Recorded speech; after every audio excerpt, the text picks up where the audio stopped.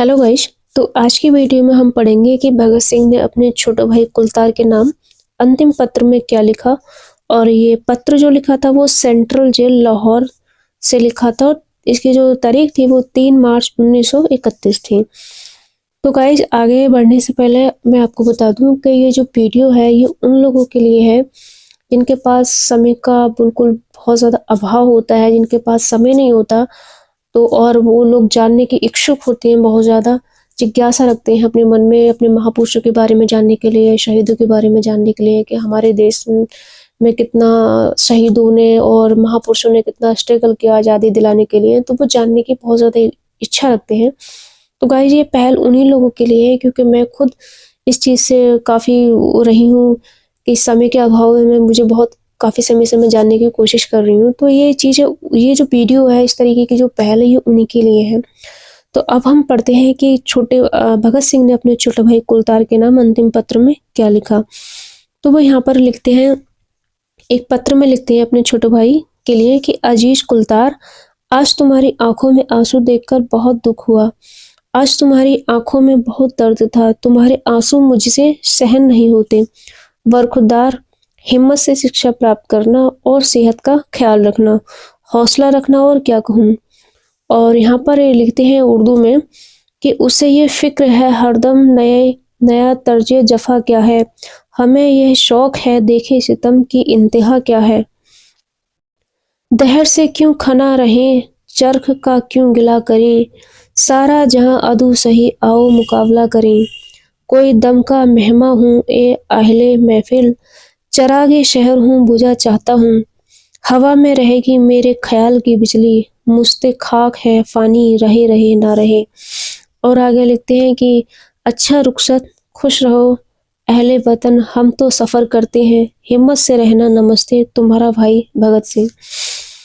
यहाँ पर उन्होंने, भगत सिंह ने अपने छोटे भाई को लिखा, कुलतार को खत लिखा।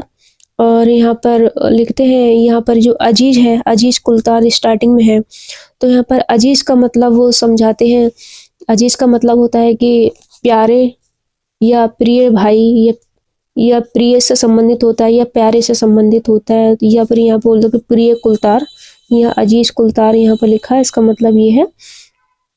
और यहाँ पर इन्होंने उर्दू में लिखा है, उर्दू और फारसी का मिक्स है यहाँ पे, कि उसे ये फिक्र है हरदम नया तर्ज जफा क्या है। तो यहाँ पे हरदम का मतलब होता है हर समय, ठीक है, या हर कहते नहीं, हरदम। और तर्ज जफा का यहाँ पर है कि मतलब जुल्म करने का जो अंदाज है, जो ब्रिटिश लोग जो अत्याचार कर रहे थे उस समय, तो यह कहो कि अत्याचार करने का जो तरीका है। तो यहाँ पर ये मतलब इसका कि तर्ज जफा। और यहाँ पे है कि हमें ये शौक है देखें सितम इंतहा क्या है। तो यहाँ पर सितम का मतलब है कि अन्याय या जुल्म ये है यहाँ पर, इससे मतलब है सितम की इंतहा क्या है। और यहाँ पर लिख रहे हैं कि दहर से क्यों खना रहे। अब यहाँ पर ये जो दहर है ये एक उर्दू और फारसी मूल का शब्द है। और दहर से मतलब होता है कि यहाँ पर दुनिया कहे या संसार कहे या कहे कि काल, या कहे कि जो भाग्य या किस्मत को दर्शाता हो, या दहर से मतलब होता है कि जो भाग्य किस्मत को दर्शाता हो। कि दहर से क्यों खना रहे। अब यहाँ खना या खने का मतलब होता है कि आघात करने वाला या काटने वाला, या कहे कि एक कहते नहीं कि होता है मरखना कटखना टाइप से, ऐसे कुछ। तो यहाँ पर ये बोल रहे हैं कि आघात करने से संबंधित है यहाँ पे खाना। और चरक क्यों गिला करें। तो यहाँ चरक का मतलब होता है कि सामान्यतः होता है कि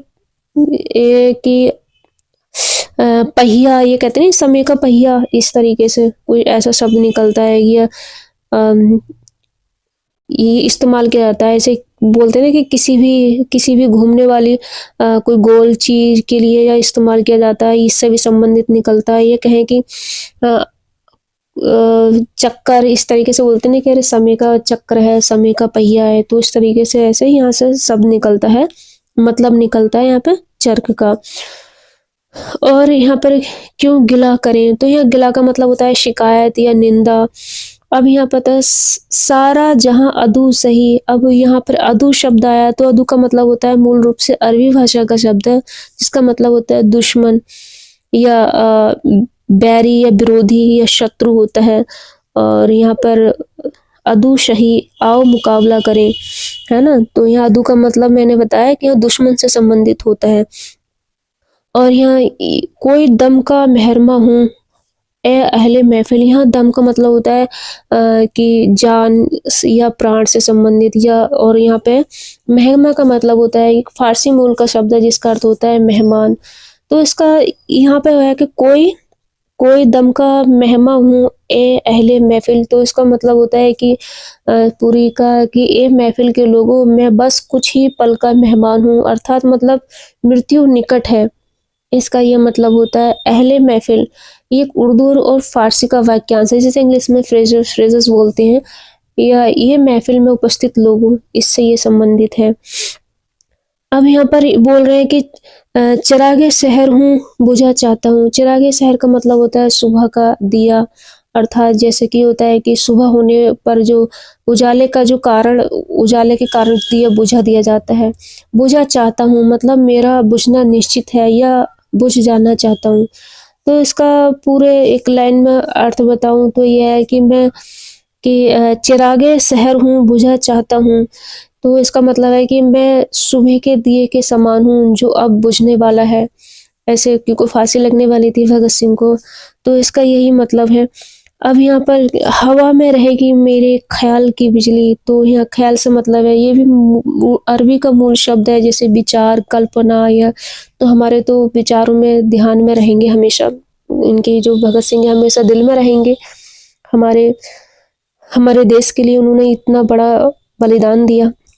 तो हवा में रहेगी मेरे ख्याल की बिजली, बिजली से मतलब यहाँ चमक से है। तो यहाँ पर अब आगे लिखते हैं कि ए मुस्ते खाक है फानी रहे रहे ना रहे। अब मुस्ते खाक है फानी मतलब अब यह मुस्त का मतलब होता है मुट्ठी भर। मुस्त का मतलब क्या होता है मुट्ठी भर, और खाक का मतलब होता है धूल। तो मुस्ते खाक का मतलब होता है मुट्ठी भर धूल, या अंत में मिट्टी में मिल जाने वाला जो होता है।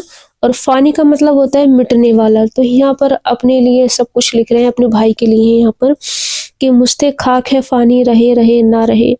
और अंत में लिखते हैं अच्छा रुखसत।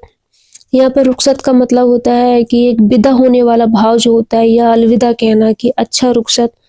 रुखसत का मतलब होता है खुश रहो अहले वतन। अब यहाँ पे अहले वतन का देशवासियों या देश के निवासी या परिवार के लोगों के लिए भी आता है, और अहले का मतलब होता है परिवार के लोगों के लिए ही होता है या निवासी। और वतन का मतलब होता है हम जिस जगह पर रहते हैं, हमारी मातृभूमि, जैसे कि हमारा देश, हमारी मातृभूमि हमारा भारत या जन्म स्थान है। तो यहाँ पर लिख रहे हैं कि अच्छा रुखसत खुश रहो अहले वतन, हम तो सफर करते हैं हिम्मत से रहना, नमस्ते तुम्हारा भाई भगत सिंह। तो यहाँ पर उन्होंने अपने जो छोटे भाई हैं कुलतार, उन्होंने लिखा है अपने अंतिम पत्र सेंट्रल जेल से लाहौर 3 मार्च 1931 को अपने अजीज कुलतार के नाम। और वो उनको देखकर, उनके आंसू को देख के बहुत ज़्यादा उनसे तकलीफ हुई उन्हें, और उनसे उनका जो दर्द था उनके आंसू देखकर उनसे सहन नहीं हो पाया। तो फिर उसके बाद में उन्होंने जो अंतिम खत लिखा था अपने भाई को, वो ये लिखा था जो मैंने आपको बताया, और उसका कुछ हिंदी में भी बताया जितना मेरे से हो सका। तो यही है आज का जो वीडियो में है, जो भगत सिंह ने अपने छोटे भाई के लिए लिखा था कुलतार के नाम, जो पत्र लिखा था। तो गाइस आज की वीडियो में वो यही, आगे की वीडियो में और लेके आऊंगी। तो आज के लिए इतना ही।